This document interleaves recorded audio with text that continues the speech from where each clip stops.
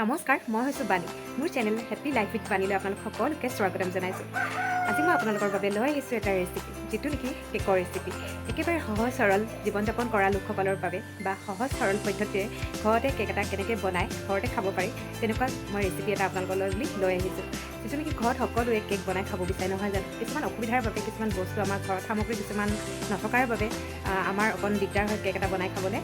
সেয়েহে মই একেবাৰে সহজকৈ কেক এটা কেনেকৈ বনাই খাব পাৰি ঘৰতে তৈয়াৰ কৰিব পাৰি কেক এটা, তাৰ ৰেচিপিটো লৈ আহিছোঁ। আশা কৰিছোঁ আপোনালোকে ভাল পাব, আৰু যদি ভাল পায় তেনেহ'লে কমেণ্টত জনাব কেনেকুৱা পালে। লগতে ছাবস্ক্ৰাইব বাটন প্ৰেছ কৰি দিবলৈ নাপাহৰিব। কেক বনাবলৈ মই লৈছোঁ ময়দা 2 কাপ, ৰিফাইন তেল লৈছোঁ 1 কাপৰ আধা, চেনি লৈছোঁ 2 কাপ, বেকিং পাউডাৰ লৈছোঁ 2 চামুচ, কোকো পাউডাৰ 2 চামুচ, ভেনিলা এচেঞ্চ 1 চামুচ, আৰু লগতে লৈছোঁ কণী 2টা আৰু আমুল পাউডাৰ 1 কাপ।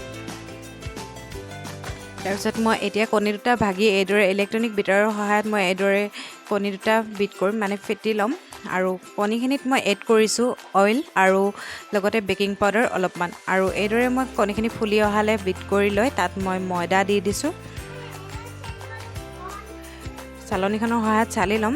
লগতে দিছোঁ এয়া পাউডাৰ গাখীৰ, চেনি, আৰু এয়া দিছোঁ বেকিং পাউডাৰ, লগতে দিছোঁ কোকো পাউডাৰ, আৰু এইদৰে মই এইখিনি চালি পিনে ইয়াক ভালদৰে মিলাই ল'ম। আপোনালোকে বেকিং পাউডাৰ আৰু লগতে বেকিং ছ'ডাও ইউজ কৰিব পাৰে। মই বেকিং ছ'ডা ইউজ কৰা নাই, বেকিং পাউডাৰে দিছোঁ। এয়া দেখিছে নহয়, চালনীত যিখিনি ৰৈ যায় সেইখিনি পেলাই দিছোঁ, আৰু লগতে এইখিনি মই ভালদৰে মিলাই লৈছোঁ। যিহেতু মই পনীয়া গাখীৰ ব্যৱহাৰ কৰা নাই, সেয়েহে মই পানী ব্যৱহাৰ কৰিম। পাউডাৰ গাখীৰ দিয়া হৈছে বাবে পানী ব্যৱহাৰ কৰিছোঁ। এইদৰে মই অলপ অলপকৈ পানী দি লাহে লাহে মিলাই ল'ম। আপোনালোকে পানী বা গাখীৰ মিলাওঁতে চাব যাতে বেছি পনীয়া নহয়, পানী কম কমকৈ দিব। এয়া দেখিছে, ইয়াত পানী আৰু অলপ লাগিব বাবে মই অলপমান আকৌ এড কৰিছোঁ। এইদৰে ভালকৈ মিলাই লৈছোঁ।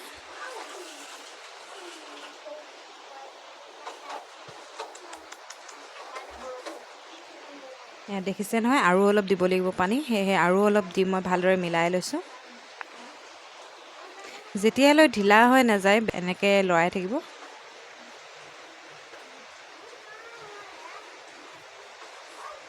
এয়া দেখিছে মোৰ কেকৰ বেটাৰ ৰেডি হৈ গৈছে। এয়া দেখিছে নহয়, এইদৰে ৰিবনৰ দৰে পৰে যদি জানিব যে এইখিনি ধুনীয়া হৈছে, কেকৰ বাবে উপযুক্ত। বেছি পনীয়াও হ'ব নালাগে আৰু বা বেছি গোটাও হ'ব নালাগে, তেতিয়া কেকটো ধুনীয়াকৈ ফুলি আহে। মোৰ এইখিনি ধুনীয়া হৈ গৈছে। এতিয়া মই বাতিটোত এইদৰে ৰিফাইন অইল অকণমান দি পিনে ইয়াত ময়দা দি ইয়াত কেকৰ মিশ্ৰণখিনি দি দিম। আপোনালোকে ইচ্ছা কৰিলে ফিল্টাৰ পেপাৰ ব্যৱহাৰ কৰিব পাৰে বা এখন বগা কাগজ ব্যৱহাৰ কৰিব পাৰে। মই এইদৰে ময়দা ব্যৱহাৰ কৰিছোঁ।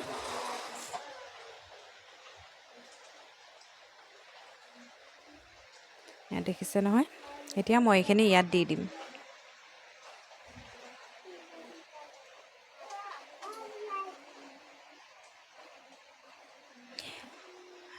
ইফালে মই কেকৰ বেটাৰখিনি ৰেডি কৰোঁ, সিফালে মই এটা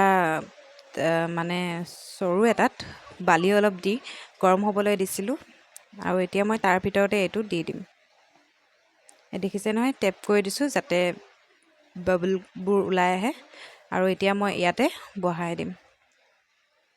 ষ্টেণ্ড এডাল দি দিব, ষ্টেণ্ডডাল দিলে তেতিয়া জ্বলি নাযায়, ষ্টেণ্ডডাল নিদিলে অকণ জ্বলি যোৱাৰ চান্স থাকে। এতিয়া মই ইয়াত ঢাকন মাৰি জুইটো একদম মিডিয়াম ফ্লেমত দি এইদৰে কেকটো বনাই ল'লোঁ। দেখিছে নহয়, প্ৰায় 45 মিনিটৰ পিছত মোৰ কেকটো এইদৰে ৰেডি হৈ গৈছে, আৰু ধুনীয়াকৈ ফুলিছে, দেখিবলৈ খুব ধুনীয়া হৈছে, খাবলৈ বহুত টেষ্টি হৈছিলে।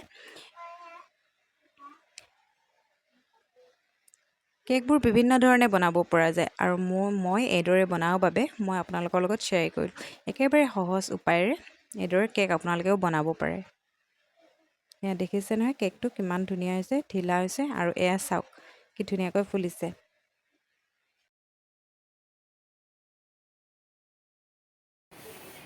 ভিডিঅ'টো চাই কেনেকুৱা পালে বাৰু? আশা কৰিছোঁ ভিডিঅ'টো চাই ভাল পালে। যদি ভাল পালে লাইক, কমেণ্ট, শ্বেয়াৰ কৰিবলৈ নাপাহৰিব। লগতে ছাবস্ক্ৰাইব বাটনটো প্ৰেছ কৰি অল কৰি থৈ দিব। আগলৈ কেনেকুৱা ভিডিঅ' আপোনালোকে পাবলৈ বিচাৰে মোক এবাৰ কমেণ্টত জনাবচোন।